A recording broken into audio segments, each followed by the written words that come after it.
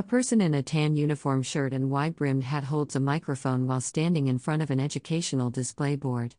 They are indoors, addressing an audience member visible in the foreground. Of Discovery 2 and the Tent of Many Voices. This tent has been set up as an opportunity for us to learn from different individuals with different backgrounds, different areas of expertise. Also gives us a chance to hear different sides, different aspects of that Lewis and Clark story. Today we are very fortunate to have with us Lloyd Topsky, who is Chippewa Cree from the Rocky Boy Reservation, and he will be giving a program on cultural language. So if you would please help me welcome Lloyd Topsky. A person wearing a ranger hat and gray shirt stands at a podium holding papers. Behind them is a wooden structure and what appears to be a banner or sign reading U.S. Forest on the right side of the frame. Thank you very much. That was a good welcome. I had to clap for you too because you look like you're going to be a good audience. As Native Americans, when we greet each other, you've probably often seen some of the sign language that we're known for because it's universal language. And tomorrow I'd be doing the sign language within the plains, but I have a commitment back home and with a youth group that I'll be working with. But when we see each other from different reservations or different communities among the Plains tribe, we go like this to each other. When we wave at each other or look at each other, we do that. That's a sign language, universal language that means good. And so if you ever look at the C.M. Russell prints, sometimes you'll see some of the illustrations there indicate that when they meet each other, they're going to have a hand up like this. And what they're doing in that is they're giving the language good. So that's what I'm doing to you today. I'm glad to see all of you, and I feel good about it and seeing you here today. But I'm a adjunct professor at MSU Northern in Havre, Montana, and I've taught there for a while, and I teach the Cree language there, and sometimes I have a good turnout of students that are non-Indian. So when we have a class, I'm used to seeing a lot of non-Indian faces within my class. They say they'd rather take that than taking French or Spanish or German. They'd rather see something that they're going to utilize within the community of Havre. And once I had been in the hospital in Havre, Montana, and this guy started talking to me in my language, and I thought, yeah, I was answering him, and then he says, "Do you remember me?" And I said, "No." I turned around, and here it was that guy. He was a student of mine, and he was talking Cree to me in there. And I got a good kick out of that one, but I'll remember that for a long time. But he took that because he can speak to people that were admitted into the hospital in Havre. Some were in long-term care, and some were there shortly, but some were in dialysis and different places in surgery, and they need people in there to kind of relate to the language of the people that utilize that facility. But those are the reasons why a lot of them are enrolled there. But again, I also taught the Chippewa language, which is another form of the Algonquian language, the family tree of our language. And that comes from the Great Lakes area into Canada. And the Cree language extends down from Canada into the Rocky Mountain area here. So that's a brief background of our tribal ways. We are actually refugees from the Canadian area and also the Great Lake area. That's why we're here. Due to western expansion, that we arrived at this area here. So that gives you a little. A person in a bright green short-sleeved shirt and glasses holds a microphone while speaking. Behind them is a dark banner with gold text mentioning Department of Natural Resources and other partially visible words. A little background of our tribe here, and the language itself is made up of an Algonquian language, which is made up of about 50 or 40 50 tribes, and in this area here, there's about 3 or 4 Algonquin families. They're the Blackfeet tribe. They'll be up here in northern Glacier country. That's an Algonquin tribe. We have the Chippewas that are in the area here. We have the Cree, they're Algonquin. And then we go back outside a little bit further. We run into the Shawnee tribe down in Oklahoma, the Delaware tribe, and then we have different tribes scattered out. The Mohican Indians out toward the east. You'll see a lot of Algonquin words out there. But today, I'm going to guarantee you when you walk out of this tent, you're going to know at least 8 to 10 terms of Cree, and you're going to live with those the rest of your life. And these are words you'll always know on the definitions, and you're going to remember them forever until the sun will shine no more forever. I think I heard that someplace before. And the creeks run dry or so. Anyway, going back into the philosophies and culture that we speak of today, this is a cultural exchange and diversity. Hopefully that gave you a little background and understanding of where we came from. And there were at least 500 languages on this continent here of North America and Canada. They say that the Algonquian language is the largest speaking tribe of people in the North American continent. And statistics and the census show that the Navajo Nation is the largest tribe in the United States. But the Cree that we're introducing today is the largest tribe in North America. So those two estimates are true, but they don't count the Cree as being the largest tribe of the continent of North America. So it is a widely known tribe, goes all the way from this area back into New York and that area. So I'd like to just go ahead and start right now. We're going to identify this area here. As we come through, Lewis and Clark had traveled in this area. He came down the Missouri River, and as we talk about Missouri River, he had ran into rivers that were very, very rapid and swift. I guess you've known that some of the rivers can get very bad out there in the Missouri. And in our language, when we call the rapid river, we call it Suhkechiwan. Suhkechiwan. That means the water is really rapid, and you get in there and it'll just flow you down the river as fast as you. A person wearing glasses and a bright green shirt holds a microphone while speaking at a podium. Behind them is a dark banner with partial text visible reading natural. Meant of a party, and RS. You could possibly go. And there's dangers involved in that. So that's the word, Suhkechiwan. And that's the word there. And then in there, when you go into the rivers and stuff, you'll see little names running off the creeks or running toward the river of the Missouri. You'll see these little words are CP. CP. Those means creeks that go toward the river. So that's a subject matter today as we talk about the different areas of this mountains here and the terrain here. Suhkechiwan is the water that runs rapid. And as we talk about things, we talk about pollution in this area, and then we talk about kanata. Places pollution is so strong here in some areas that pollution runs off, and we say that word nots emios and kanata. So we talk about it's better to have a place that's pure with the way the ground is and the earth and the air. We talk about pure ground, so we say kanatan. So that's the definitions of the nice clean air we have around in this area. The next one is where I'm going to go into animals.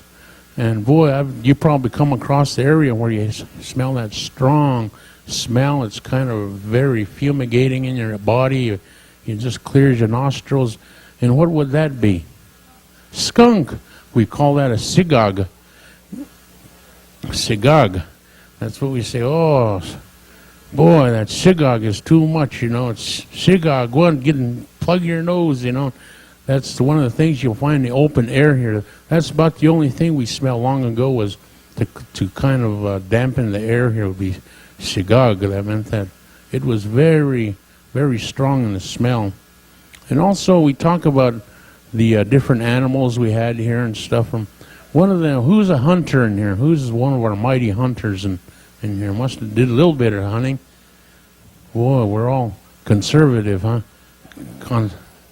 The only thing we hunt is down at IGA or Albertsons to get our meat. Anyhow, who's familiar with the word wapiti? Okay, that's familiar. So see, wapiti actually means waskesu, wapiti, wapitiit. And so what that means is the elk has a white rump. And that's how they describe it, waskisuwaptit. That's how they describe that elk. Now that's an animal that we're very familiar with in Montana, Bozeman. Boy, they're bow and arrow crazy here, and they're gun crazy, and boy, they take weeks off to go hunting over here. A lot of people hunt. They're just really a good exercise and also a good thing to do. Also, we talk about A person wearing a bright lime green shirt and glasses speaks into a microphone. Behind them is a dark banner with partial gold text visible, including words like natural, source, meant, and part. tribes that we had. Who's familiar with the tribes around here? Who knows of some of the tribes around in the area? Okay, give me one. Okay, Blackfeet. Okay, Flathead, Grovon, Crow, Assiniboine. Okay, those are all tribes. There's one little boy on a bike just rode in and said, I know one. Shoshone. Okay, most of those words derived from the traders that came here, the French. The story I heard about the Blackfeet was when the Indians were first noticed in this area that they had a lot of black feet on their moccasins. Their feet were black. That was because there's a roaring fire that went through, and they walked across and did some hunting. And when the French came here, or whoever discovered them first, they had black feet on there. And also the Flathead were known for having been put in a cradle, and they had a board put on their head, and that's how their children grew up, with a flat forehead. And you know, and these little kids, when they're little, they call them Epsistig. Or you direct that little boy Epsiso. That's how they would say that when these little kids are very tiny. They have a lot of words that indicate that too. They believe in the mythology, as we refer to today, as the little people, and I think they call them dwarfs, or the little people in Western thought of mythology of the little people that they have too in their culture. But here they also had people that are little, and they call them Apsisog. And these are some of the ways. Also, if you look back at that teepee back there, that's known as wigwam. Wigwam for the people that live there. Wigik, that's what that meant, wigik. And so these are terms that we use throughout the time to know that we means your or them. And also, what do you call your shoes? Shoes? That's what you call them, all right. And we call them the same thing in our language too. We call them musksna. And what that means, you can term those as boots, shoes, or slippers, or anything that covers your feet. We refer to those as musksna. And these are parts of the clothing that we have in this culture too. When we refer to animals, we refer to Montana as being a protector of conversation of the conservative people that conserve animals here. We talk about the wolf as being a protected animal. A person wearing a bright lime green shirt and glasses holds a microphone while speaking. Behind them is a dark banner with gold lettering that reads natural and ors and meant of, with additional partial text visible. Animal within a forest here. In Cree we call him mahikan. And he's a protected animal here too, mahikan. And so these words that we talk about here, we talk about the land being pure and how it feels and to be here in open air, and the water is also being a defined area as being polluted. And in Cree we call it ehuinak. Ehuinak. That's what that means, the water ehuinak. Then we say a particular place, we say ehuinpe gakama. That means that the water is very dirty and stinky. So we can apply that to things that are very polluted right now. So we call that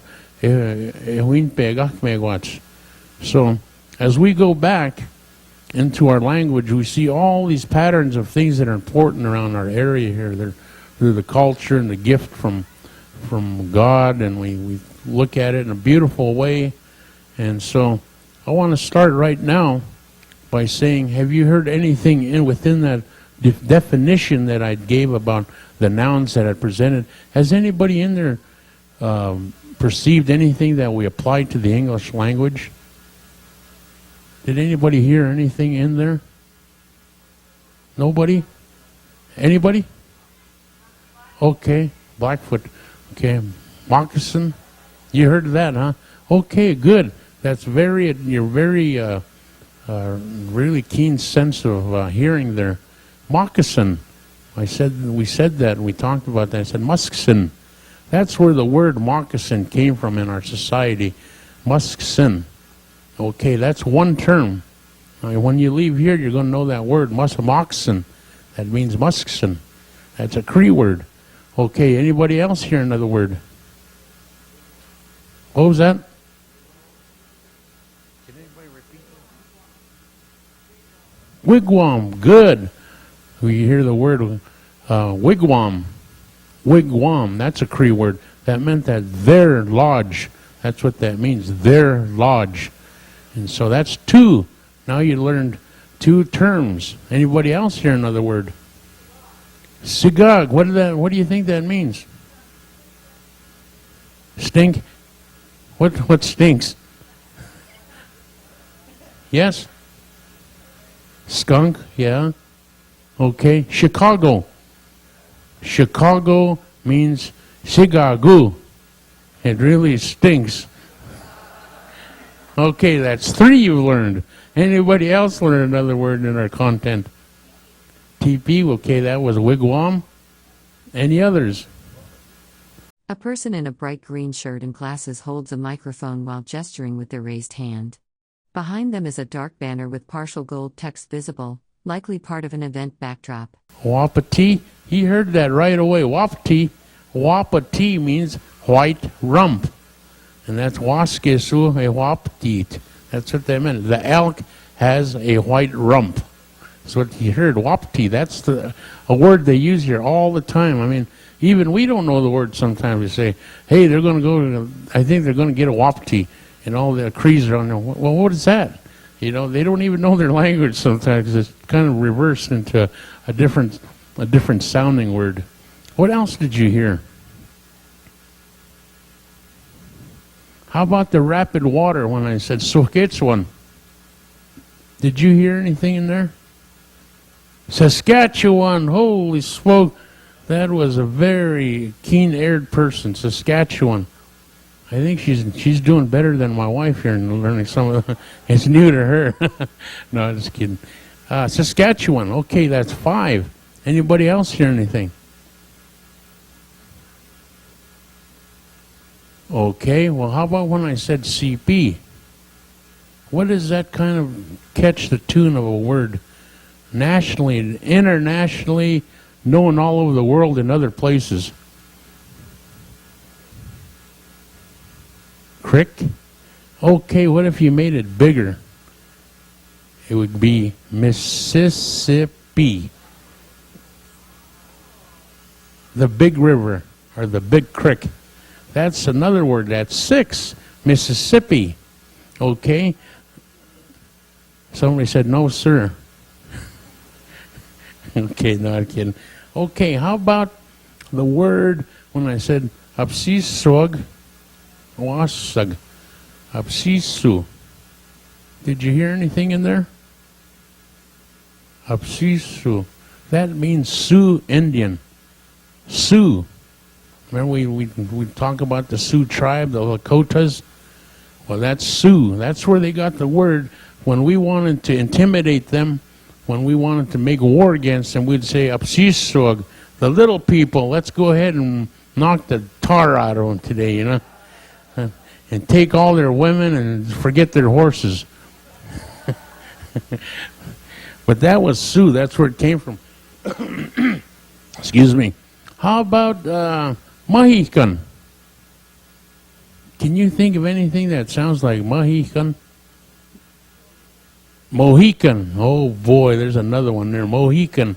Probably heard of The Last Mohicans by the famous author James W. Longfellow.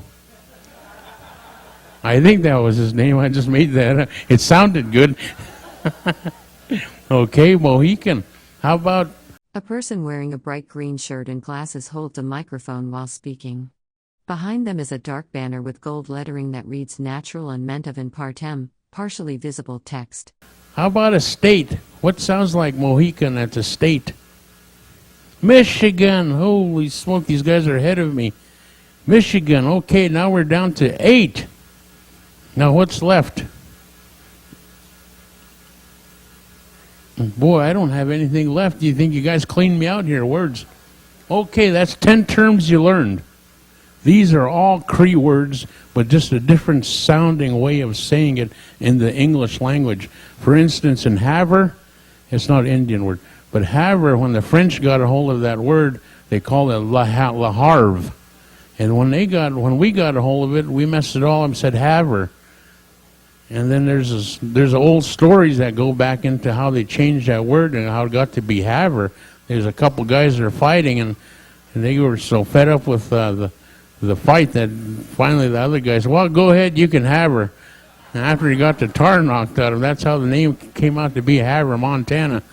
But they never tell you. They'll come up with a real fancy way of saying, it was the French that called it La Harve. They always say that. But it was these two drunk guys that fought over a woman.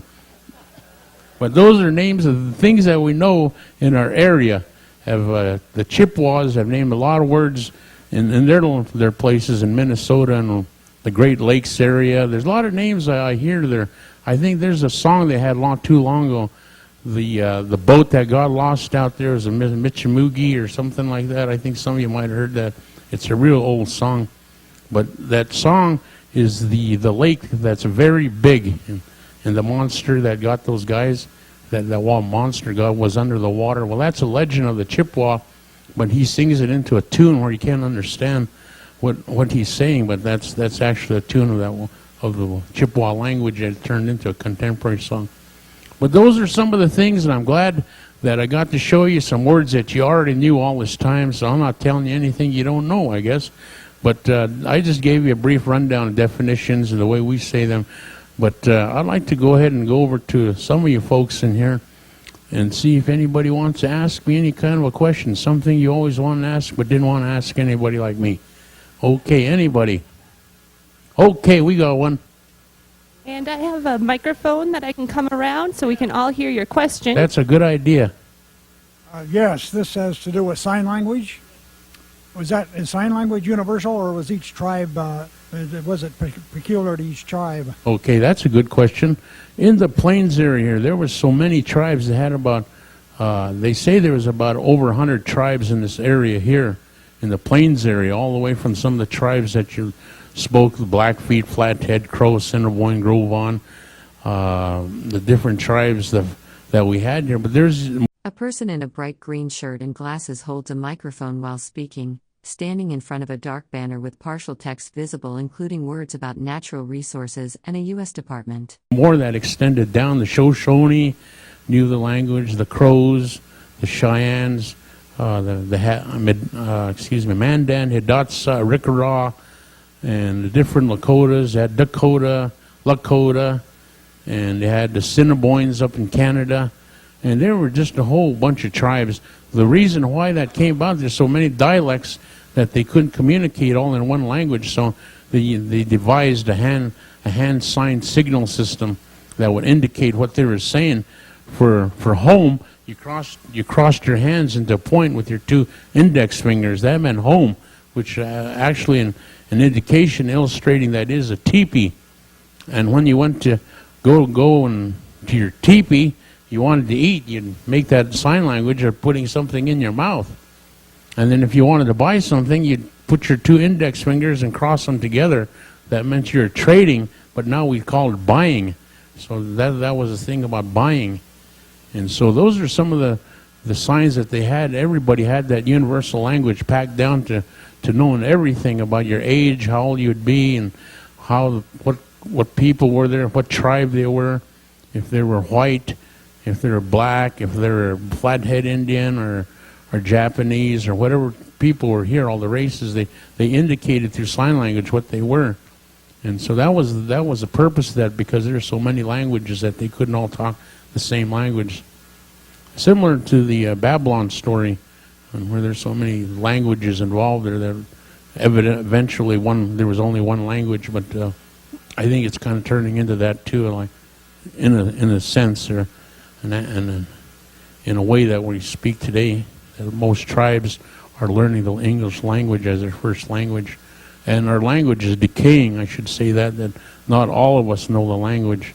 There's some out there that have acculturated into languages of the Western thought of language presentations of the way they speak. Is there any other questions? I think I had one more over there. Okay. During the time of the expedition, where did the Cree tribe live, and did the Crees have traditional enemies and traditional allies? Good question. When the arrival of Lewis and Clark, we had philosophers, and we had practitioners, we had forecasters.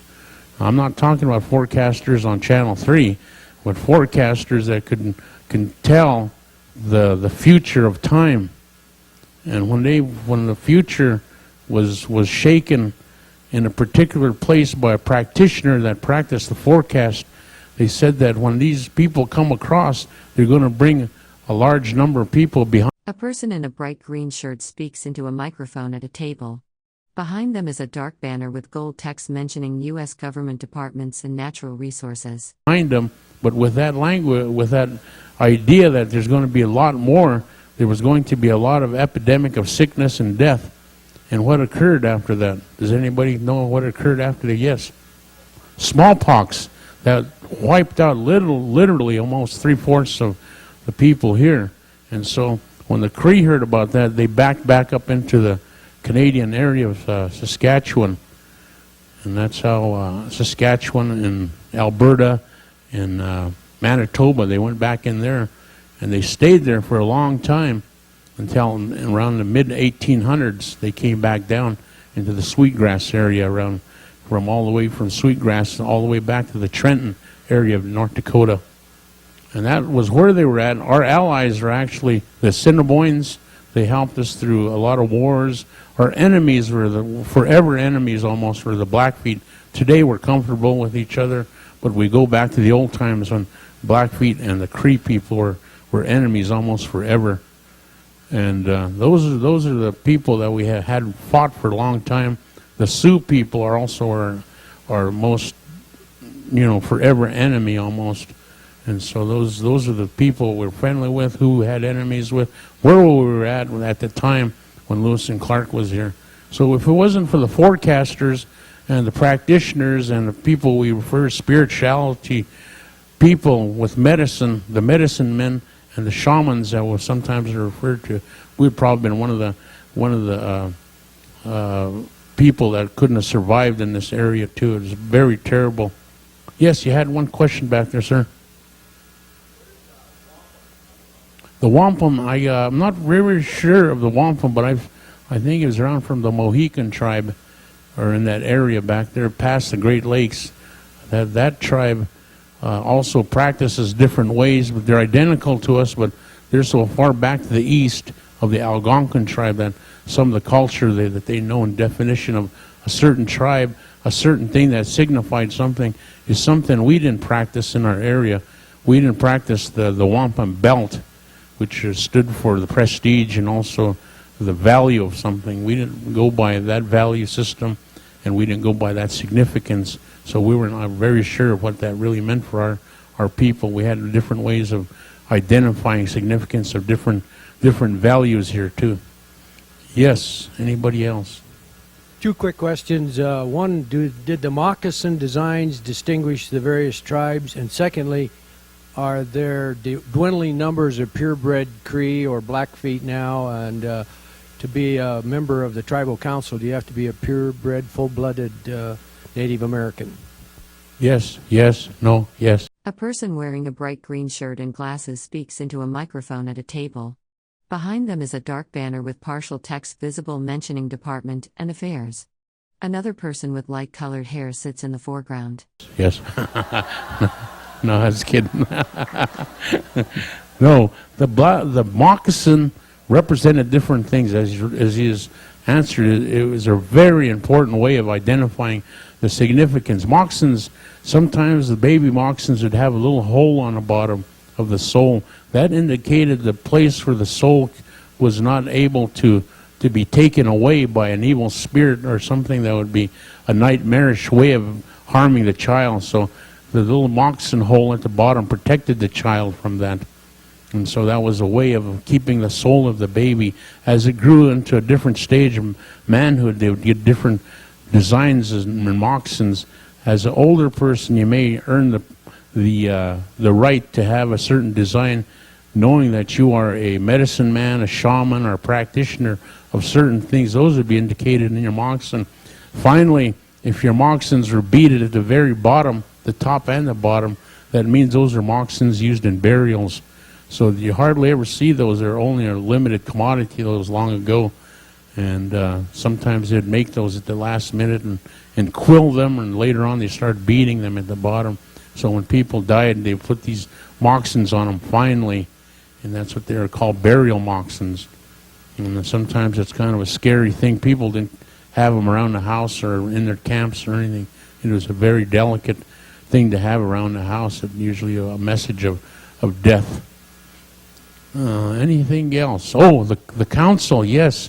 Very, very good question. You don't have to be a full-blooded member. You could be a quarter down to the bottom of the blood quantum to be, just as long as you're an enrolled member of that tribe, that you can be a councilman. A councilman has a different version today as it did before. Long ago, it was leadership regarding wisdom, to be kind to other people, to be helpful to other people, an ambassador of good faith from a religious background as well as a warrior status. Today, you could be involved in drugs, you can be involved in alcohol, you can be abuser of all these things. You don't have to have an education, and all these things that we used to have high value in are not applied. And now we have a lot of mismanagement in our funds and our management of our tribal duties that we should have. Long ago, if you mismanaged anything, you were taken from your camp like that teepee and taken to a little thicket of trees over there, and they would beat the living tar out of you if you mismanaged anything. And your hands would be cut bad and have 2 black eyes, and boy, you couldn't sit down for about a month. But now today, nothing happens. I mean, there's a lot of mismanagement like in other places. Corporations are a good example of where mismanagement. A person in a bright green polo shirt and glasses speaks into a microphone at a table. Behind them is a dark banner with partial text visible mentioning natural resources, department, and U.S. Funds are, but that's the differences from long ago and today. So that's just a brief background of our ways. I hate to say that, but that's the way it is in reality. Yes? How have the traditional animosities between tribes carried over to modern life? Politically, now we speak politically. Today, before it was animosity because we did so much terror between each other. I mean, it wasn't even safe to go to the bathroom in the middle of the night. And it wasn't safe even for a baby to cry at night because the enemy was always there. You never knew if they were there or not.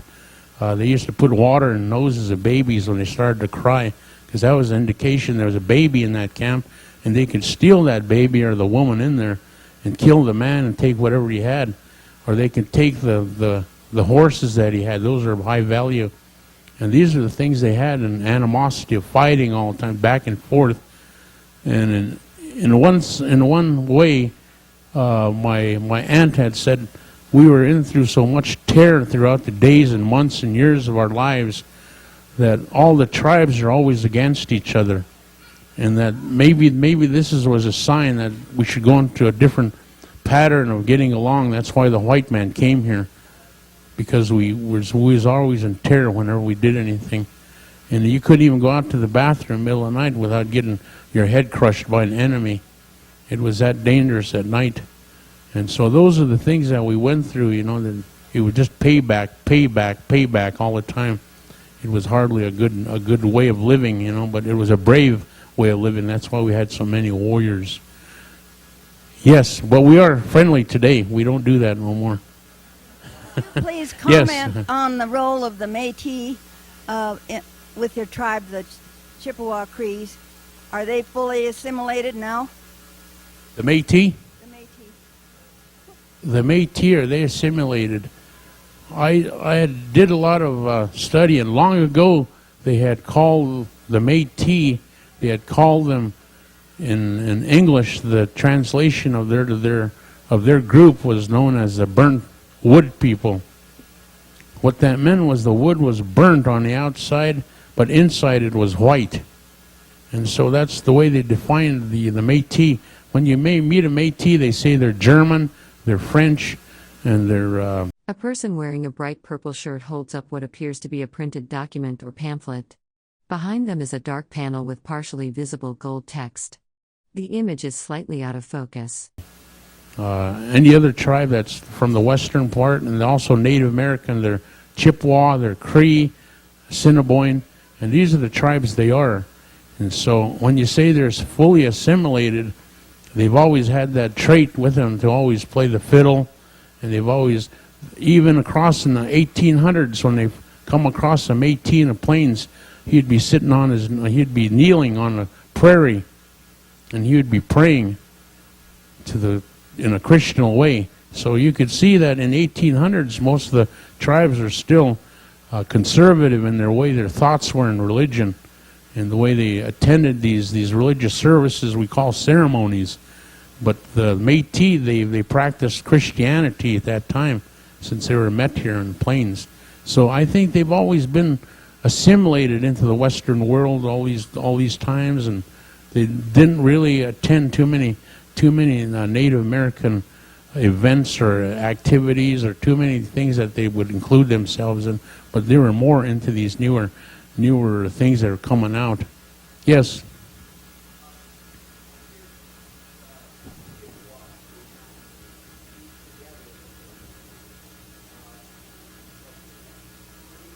Of the Chippewa tribe, and then I've also read a lot about the Little Shell. Yes, Little Shell are actually the people that are, or the people that are mixed of Métis and the tribe that were here, the Cree people that arrived and intermarried with different cultures around the area. The people that were in cities like Helena, Butte, Great Falls, and that's what we call the Little Shell people. I just gave a definition of what they were in 1800s when they were here. The Red Cart people, the Burnt Wood people. There are different names for that group, and they arrived here back in a long time ago. Actually, they're from the French area of the Great Lakes, from Manitoba and Ontario, and out that way. As Western expansion, they came out this way, and they developed different relationships as they came along. And that's where we get the Little Shell people. Yes?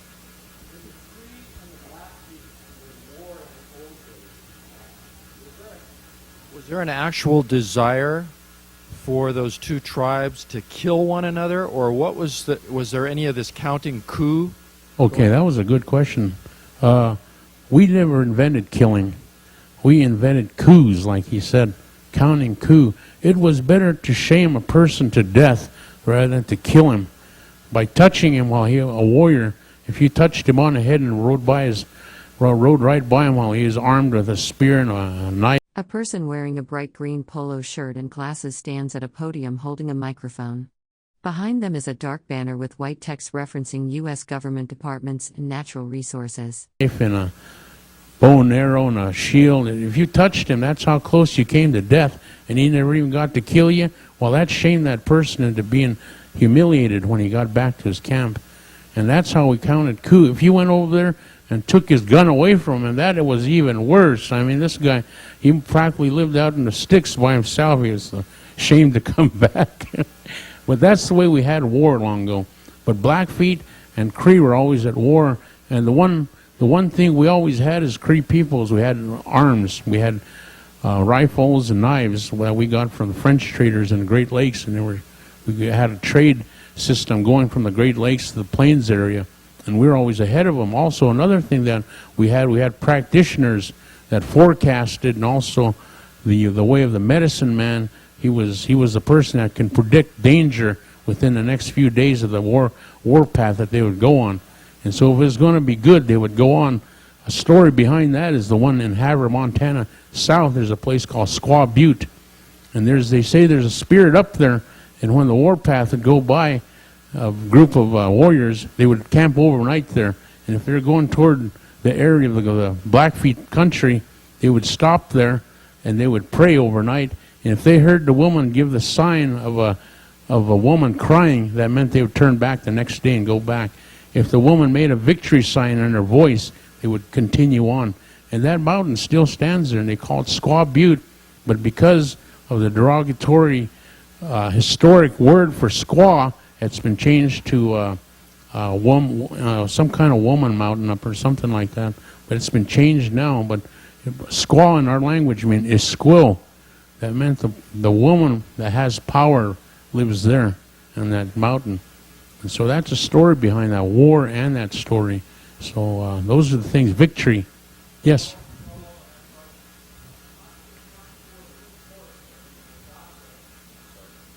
Follow up on that question. How do you account for the reports that when the Hidatsa reportedly kidnapped Sacagawea near the Three Forks, that there was a number of that Shoshone band that were killed in that raid?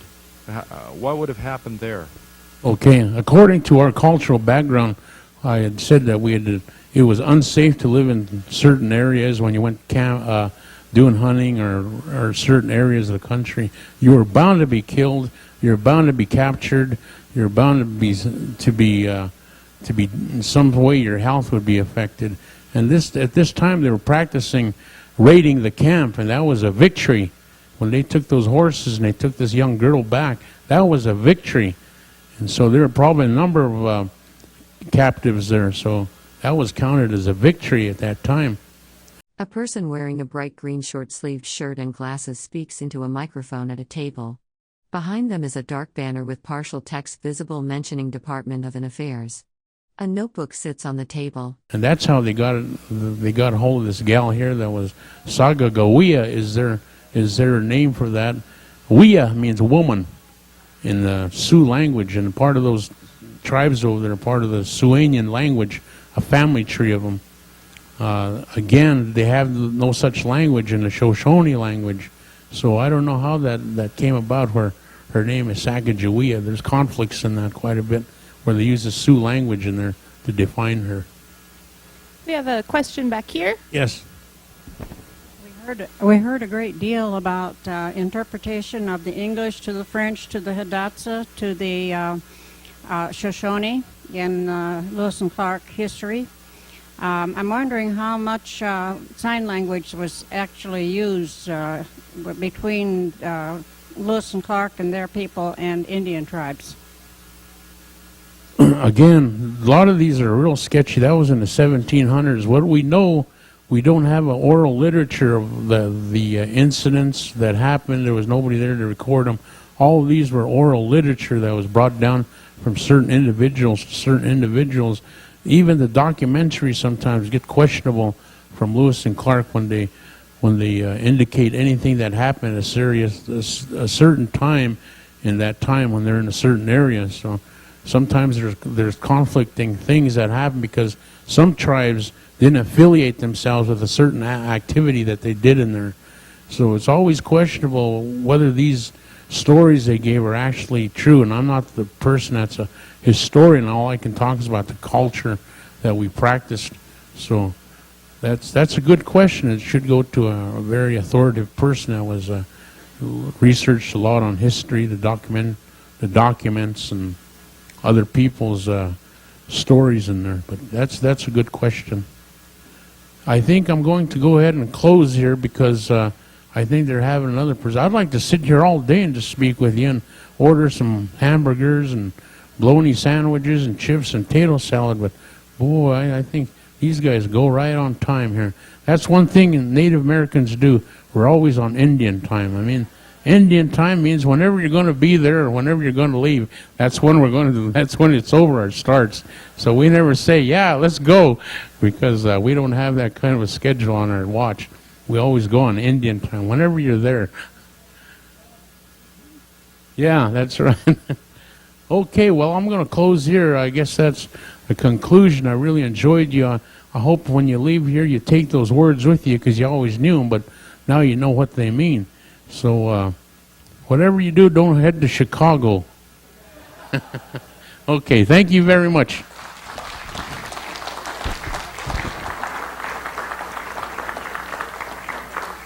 Thank you. Once again, Lloyd Topsky, we appreciate you coming out and sharing your history and culture with us today. Our next presentation